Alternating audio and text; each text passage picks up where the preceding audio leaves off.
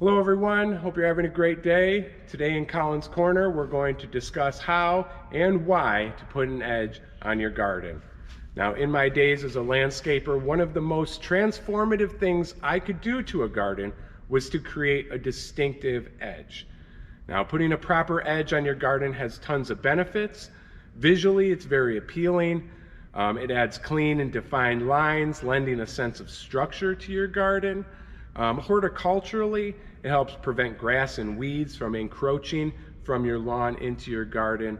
Edging will also help prevent your soil and mulch from running out of your garden into your lawn and into your walkways. Another great reason to put an edge in is to protect your garden from lawn equipment, as well as foot traffic by creating a hard line between the competing factions there in your yard. Many people preferred to have me just go through and cut an English edge and maintain that throughout the season. However, that's a lot of maintenance. What you're saving in materials, you're paying for in labor. Often you can cut a nice edge in the spring and then just maintain it throughout the season. You can use a weed whacker turned up on its side to maintain that edge.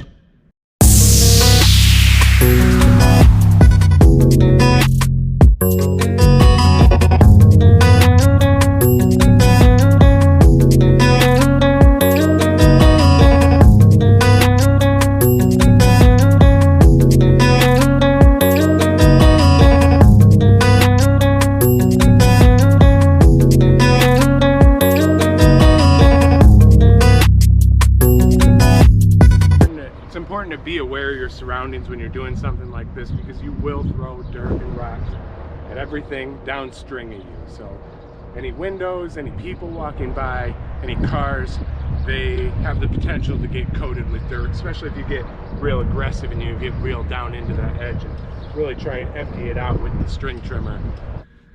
Stone and brick edgings are also very pleasing to the eye. However, they are affected by the freeze and thaw of the seasons, and you will get grass growing under them, and they will begin to sink down into the lawn. So from time to time you will have to go in and pull them up and actually reset them, maybe pull a little mulch underneath them so that you can raise them back up to the level you had originally set them at. You can add a lot of color and texture by using stones and bricks. They do a pretty decent job of keeping the grass out. They do a fantastic job of protecting your plants from lawn mowers and weed whackers. Plastic edging is probably the most cost-effective way to go about it. It's also very easy to work.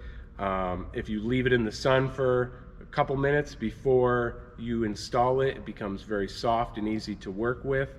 When you're working with plastic edging, they give you this nifty little connector guy. What you do is you squeeze this and insert it into the bead of the edging. Then you take the other side, squeeze it, and insert it into this side of the edging. However, with them coming together like this, you will a lot of times have this as your weak spot where grass is going to infiltrate into your garden. So one thing you can do is toss that guy, take your edging, cut it underneath the bead, cut the bead itself on one side so that you can do a similar thing as you would with the connector, roll it in on itself. Then you take your uncut bead, you insert them into each other like so, and then you actually end up with the edgings overlapping, and then you can go ahead and drive your stake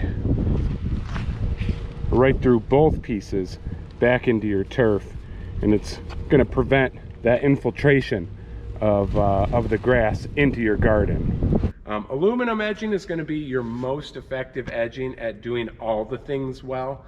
I love this mill edging for more contemporary designs. You can get a really nice straight line with the thicker stuff. It's really an attractive option.